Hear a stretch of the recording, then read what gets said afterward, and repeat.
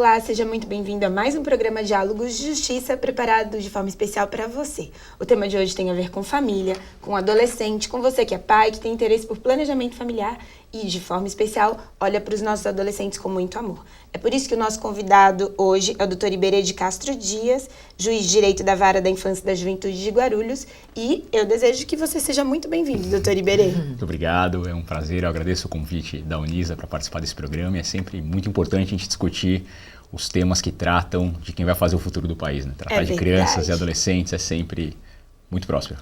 É verdade, o Dr. Iberê é nosso convidado e especialmente foi trazido pelo IPAM, o nosso parceiro, Instituto Paulista de Magistrados, hoje representado pela doutora Viviane Maldonado, que é juíza de Direito do Foro Regional de Santo Amaro, assessora da presidência da APAMages, e ela também é conselheira do IPAM, e hoje eu tenho o privilégio de sentar na mesa com ela. Seja bem-vinda. Muito obrigada, é um prazer. Pra gente essa parceria tem sido maravilhosa e agradeço a presença aqui do Dr. Iberê, que já conversamos aqui antes da gravação e acho que ele vai tratar de uns temas bastante interessantes. Nosso tempo acaba sendo até mesmo curto para um tema tão oportuno. Hoje falando sobre a redução da maioridade penal.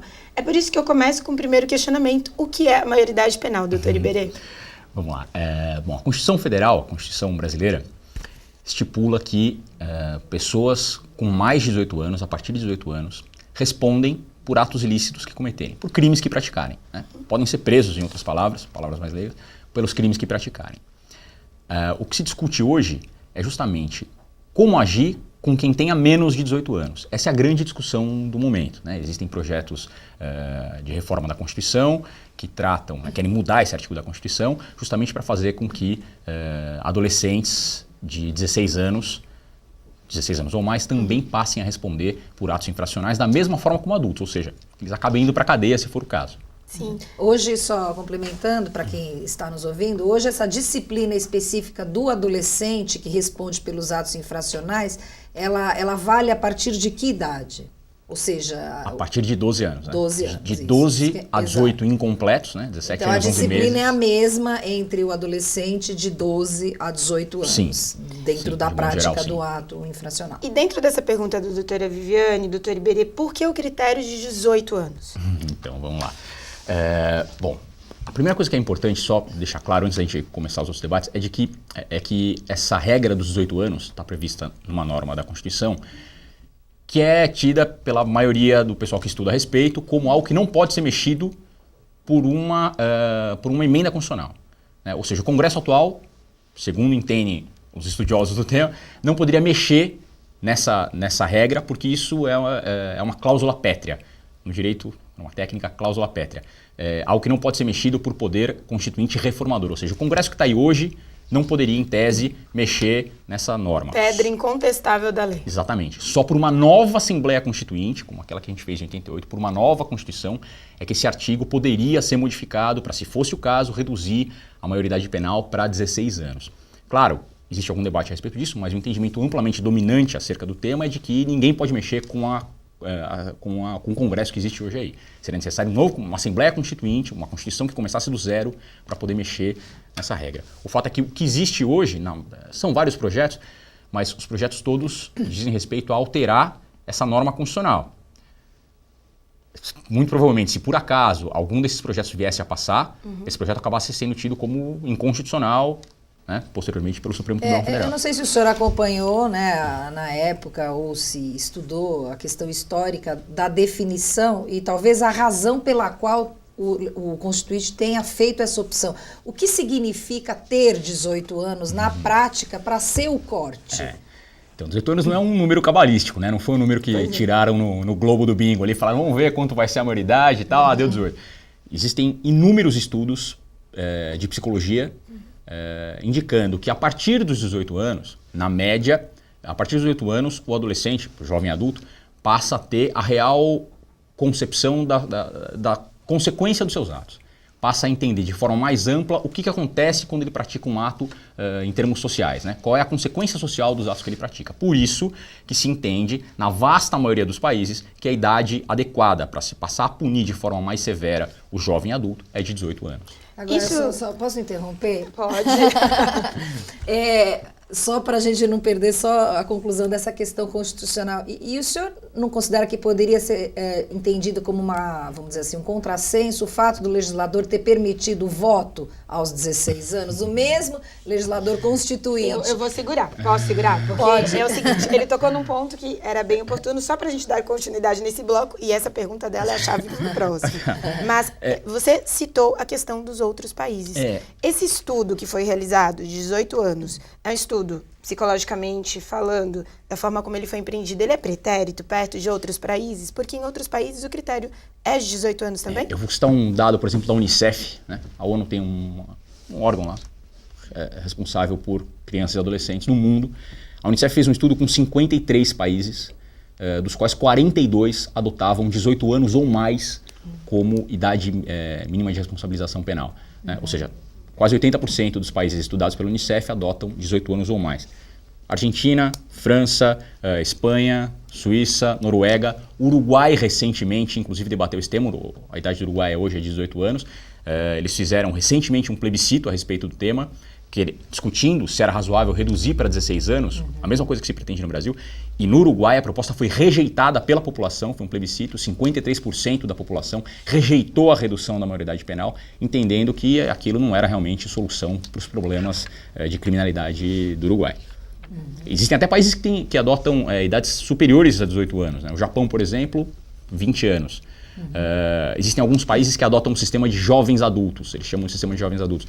Entre 18 e 21 anos, a forma como a pessoa vai responder pelos crimes ou pelos atos infracionais que ela vier a praticar vai depender de um estudo psicológico com aquela pessoa, feito individualmente, para ver se aquela pessoa tem ou não a real concepção de tudo que aconteceu, se ela já estava psicologicamente madura, bem formada e tinha consciência dos atos que ela estava praticando, da consequência daquilo que ela fez, né, para saber como se punir aquela pessoa. Então, o fato é que, na vasta maioria dos países hoje, o país adota 18 anos como idade mínima ou adota até mais de 18 anos como idade mínima. São poucos os países que adotam hoje menos de 18 anos. O tema é interessante e logo mais nós retornaremos para falar um pouquinho mais sobre a redução da maioridade penal.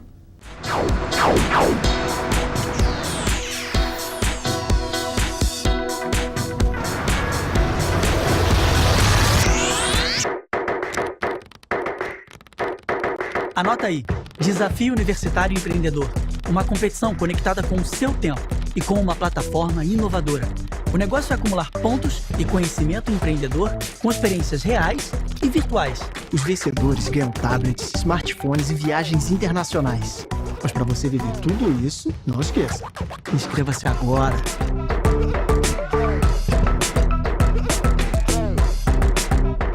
Esse é Joãozinho. Ele tem 10 anos. É admirado e elogiado por já trabalhar e ajudar em casa. Onde ele passa, todos falam: tão novo e já trabalhando? Que gracinha! E isso sempre lhe rende boas gorjetas. Mas espere, eu não acho isso bonito. E você? Ele podia estar estudando e brincando, mas ele está trabalhando. Mude seus conceitos. Trabalho infantil não é a melhor opção. Uma campanha do Ministério Público. Meu nome é José Carlos Silva, tenho 18 anos. Eu adoro tocar guitarra e andar de skate com meus amigos. Minha mãe me chama de Zeca e eu confio muito nela. Ela sabe tudo sobre mim. Tudo mesmo. Ela sabe que eu quero ser um doador de órgãos. Na verdade, toda a minha família sabe disso e todos me respeitam. Disso eu tenho certeza. Eles entendem que eu quero ajudar outras pessoas, mesmo quando eu for embora. E eu sei que se for preciso na hora certa, eles vão falar por mim. E vão saber o que fazer. Os órgãos do José Carlos puderam salvar outras vidas, graças a uma conversa e uma linda decisão baseada em respeito, confiança e amor. Seja também um doador de órgãos e lembre-se de avisar a sua família sobre esse desejo. Sua família é a sua voz.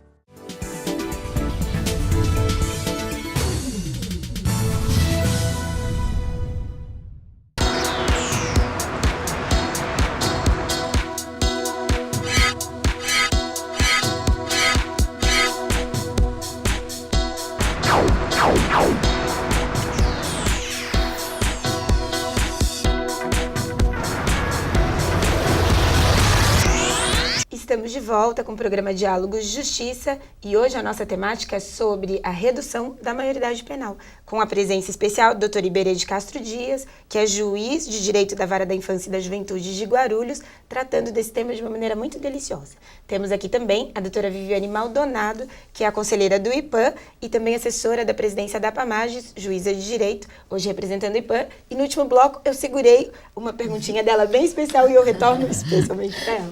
A gente estava falando sobre a escolha do legislador constituinte com relação especificamente ao número 18. Aí eu estava perguntando se eventualmente não seria um contrassenso esse mesmo legislador constituinte ter autorizado o adolescente a votar a partir dos 16 anos. Os estudos seriam diferentes do ponto de vista da capacidade de escolher os nossos governantes e de não responder, de não poder compreender o caráter criminoso de algum ato? É justamente esse o ponto, né? Os requisitos psicológicos que o legislador entendeu por bem adotar para viabilizar o voto das pessoas, dos adolescentes, a partir dos 16 anos, são requisitos distintos daqueles que levam à repressão criminal, à punição por algum crime que tenha sido praticado.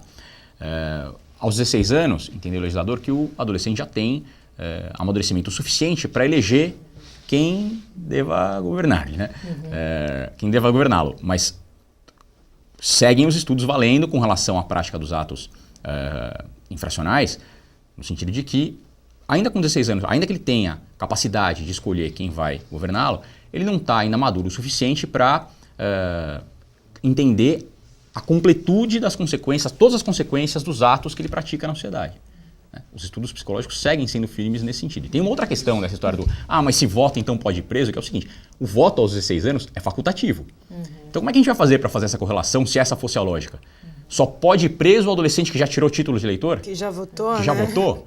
Porque aí, se essa for a regra, a gente vai acabar até, chega ao ponto de desincentivar o voto, ou seja, desincentiva a prática de um ato de cidadania. Mas em contrapartida, o idoso também tem o voto facultativo e nem por isso ele deixa de ser responsável criminalmente. Claro, mas é que com relação ao idoso, a questão que o exime da obrigatoriedade do voto não é psicológica. Né? Então, são motivos diferentes que levam uma coisa a outra. E nesse panorama que o senhor colocou dos outros países com relação a critérios que uma grande maioria, né, dentro desse estudo que o senhor citou, define como 18 anos ou mais, o senhor consegue traçar um panorama geral sobre a questão da própria criminalidade? Como flutua isso naqueles países em que tem uma idade mais baixa ou uma idade mais alta, ou os próprios 18 cabalísticos anos? Claro. Então, nesse mesmo estudo da Unicef, eles investigaram o que aconteceu com os países que reduziram a maioridade abaixo de 18 anos. Né? Porque o que acontece é o seguinte, na verdade, o que todo mundo teme é como é que fica a sensação de segurança dele na vida social, no dia a dia. Né? O cara fica com medo, em outras palavras, de parar o carro no farol e tomar um tiro na cabeça. Né? Então, o que todo mundo busca é forma de reduzir a violência urbana. Né? Essa discussão toda da redução da maioridade não tem uma razão ou outra que não seja como é que a gente vai fazer para reduzir... prático na vida da gente. Como é que a gente vai fazer para eu poder parar meu carro no farol e não tomar um tiro na cabeça? Para eu não ser abordado no farol e ser levado no porta-malas do meu carro, que o pessoal chama de sequestro, né? Na verdade é um roubo. Para não ser levado no porta-malas do meu carro e ser obrigado a sacar o dinheiro no caixa eletrônico para o bandido. No fundo, o que a gente tem que buscar é formas de resolver a violência urbana. Então a questão é, bom, se a gente reduzir a maioridade de 18 para 16 anos, a gente vai reduzir a violência urbana? Isso vai ter algum impacto nos números de violência? Em 54 países que adotaram a redução da maioridade penal, de 18 para 16, ou às vezes até menos, sabe quantos reduziram a violência urbana? Nenhum. Zero. Então, esses números deixam claro, estatisticamente, que isso não é chute. Né? Isso, na verdade, serve como uma boa amostra de que se a gente está querendo melhorar a questão da violência urbana, não é esse o viés que a gente tem que ter. A gente não tem que olhar para a redução da maioridade penal como se fosse algo que fosse solucionar o problema. Historicamente, isso nunca deu resultado. Agora, doutor Iberê, quem nos escuta talvez não compreenda totalmente da legislação de forma técnica como aqueles que atuam neste âmbito. E, de maneira muito oportuna, seria importante compartilhar para dizer: aconteceu essa redução no nosso Brasil? Há redução, ou a maioridade se dá aos 18, por que de tanta discussão nesse sentido? E se é efetivo a busca das soluções, qual seria a sua sugestão nesse sentido? Vamos lá. Bom, a legisladora adotou 18 anos, como eu disse, por conta de requisitos psicológicos. No meu ponto de vista, se a gente quiser efetivamente solucionar a questão da violência urbana e da violência... Isso é uma coisa espraiada pelo Brasil, né? Em todas as cidades, pequenas, grandes, do interior, capitais, violência urbana é um problema severo para todos. Inclusive, no estado de São Paulo, por exemplo, saíram números recentes dando conta de que pelo 16º mês consecutivo, o número de roubos aumentou no estado de São Paulo. Então, tem algumas coisas evidentes aí. Por exemplo, o sistema de segurança pública está evidentemente falhando, né? É óbvio que se o número, se existe esse aumento gradual e constante, tem alguma coisa errada com relação ao setor de segurança pública. Mas, de novo, tratar a segurança pública não é mais que cuidar de como a gente vai fazer a repressão. A gente está querendo debater como é que a gente vai fazer para resolver o problema que já está criado. Né? Colocar tranca na porteira depois que ela está arrombada. Se a gente quiser efetivamente resolver o problema de violência urbana, a gente tem que pensar em critérios sociais. Como é que a gente vai fazer para melhorar a questão social do país? Problemas sociais gravíssimos, né? Apesar dessa diferença da desigualdade social sendo reduzida gradativamente ao longo dos últimos anos, né? Isso todos os indicadores mostram.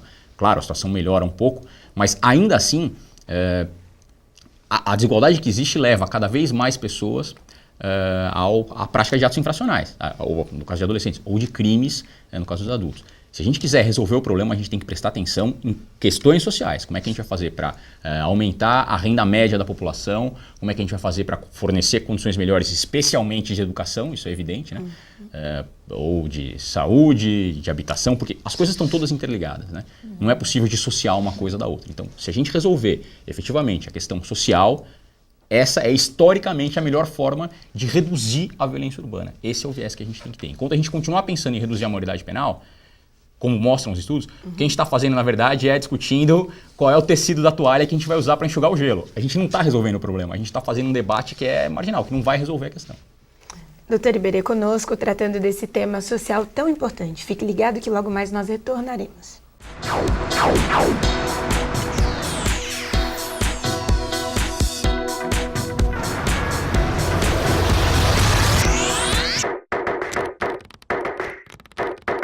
Anota aí, Desafio Universitário Empreendedor, uma competição conectada com o seu tempo e com uma plataforma inovadora. O negócio é acumular pontos e conhecimento empreendedor com experiências reais e virtuais. Os vencedores ganham tablets, smartphones e viagens internacionais. Mas para você viver tudo isso, não esqueça, inscreva-se agora.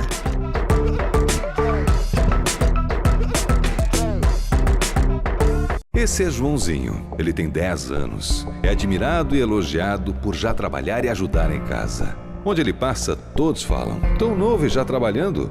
Que gracinha! E isso sempre lhe rende boas gorjetas. Mas espere, eu não acho isso bonito. E você? Ele podia estar estudando e brincando, mas ele está trabalhando. Mude seus conceitos. Trabalho infantil não é a melhor opção. Uma campanha do Ministério Público. Meu nome é José Carlos Silva, tenho 18 anos. Eu adoro tocar guitarra e andar de skate com meus amigos. Minha mãe me chama de Zeca e eu confio muito nela. Ela sabe tudo sobre mim. Tudo mesmo. Ela sabe que eu quero ser um doador de órgãos. Na verdade, toda a minha família sabe disso e todos me respeitam. Disso eu tenho certeza. Eles entendem que eu quero ajudar outras pessoas, mesmo quando eu for embora. E eu sei que se for preciso na hora certa, eles vão falar por mim. E vão saber o que fazer. Os órgãos do José Carlos puderam salvar outras vidas, graças a uma conversa e uma linda decisão baseada em respeito, confiança e amor. Seja também um doador de órgãos e lembre-se de avisar a sua família sobre esse desejo. Sua família é a sua voz.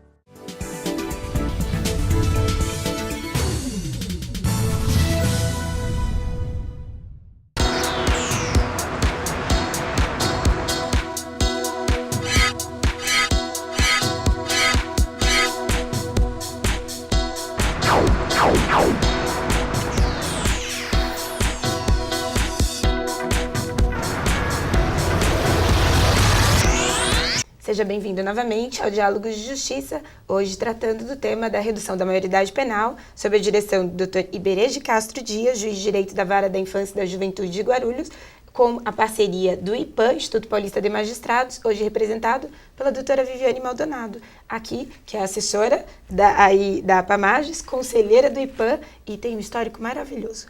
É o seguinte, a próxima pergunta é da minha curiosidade, porque quem nos escuta pode ser talvez um adolescente que pense assim, se eu cometer então qualquer ato que seja criminoso, eu, na verdade, estarei impune, porque não sou criminoso, sou adolescente, a faixa etária é aos 18, eu tenho 16, tenho 17. É assim que fica a questão da impunidade dos adolescentes? Como se resolve? Esse é outro grande mito, né? A história de que o Brasil é o país da impunidade. Só para você ter uma ideia, o Brasil é a terceira maior população carcerária de adultos do mundo. Só Estados Unidos e China têm mais presos que no Brasil. Ou seja, o Brasil não só não é o país da impunidade, como pune e pune mal. Porque pune e não resolve o problema. Essa história de que os adolescentes ficam absolutamente impunes pelos atos infracionais que praticam também é mentirosa. Os adolescentes sofrem medida socioeducativa e podem, inclusive, ser apreendidos, podem ficar na Fundação Casa, né? E eu vou até te interromper para fazer uma segunda pergunta. Quem sofre essas medidas, isso consta no seu histórico? Posteriormente, isso vai atrapalhar a vida social e civil desse adolescente que vira adulto? Na verdade, quando ele vai apreendido, quando ele sofre alguma sanção, quando ele é sentenciado como culpado pela prática de algum ato infracional, isso não implica reincidência quando ele for adulto, né? Uma forma de, justamente por conta das questões psicológicas. Mas, por exemplo, o juiz criminal que vai julgar um maior de 18 anos, ele não pode, então, se valer de nenhum histórico pretérito aos 18 anos. Não pode. Tudo que ele fez antes dos 18 anos acaba sendo apagado depois.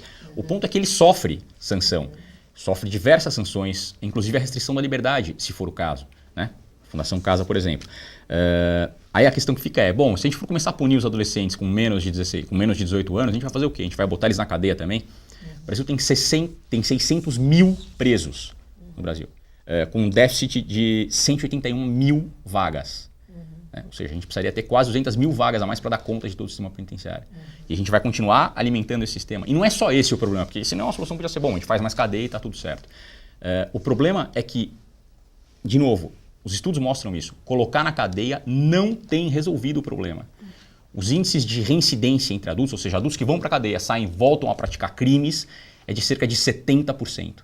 Entre adolescentes, os índices de reincidência, né, a gente não chama tecnicamente de reincidência, mas volta a praticar ato infracional, vêm sendo reduzidos, giram em torno de 20%, mas em 2010, por exemplo, chegou a 12,8% o índice de reincidência. Ou seja, a reincidência do adolescente, com as medidas que são impostas a ele hoje, é infinitamente inferior à reincidência dos adultos, que vão para a cadeia.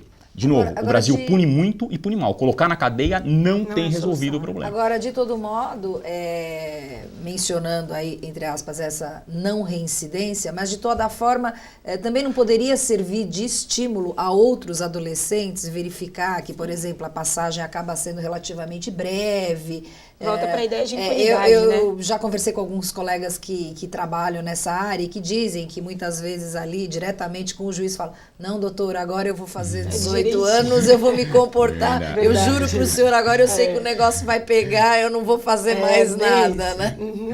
Se cadeia fosse solução para adolescente, seria para adultos também. A gente pune os adultos a partir de 18 anos com cadeia e, de novo, os índices de violência urbana só fazem aumentar. Ou seja, essa forma que a gente tem usado de repressão não resolve para os adultos, não tem por que resolver a partir dos 16 anos. Não é isso que estimula ou desestimula, né? Não é o tempo que ele vai ficar preso. Até porque, por conta das questões sociais, em que a vasta maioria da população carcerária e dos adolescentes da Fundação Casa também estão inseridos, grande maioria de classes D e E, situações sociais realmente gravosas, ele não está tão preocupado assim de ir preso.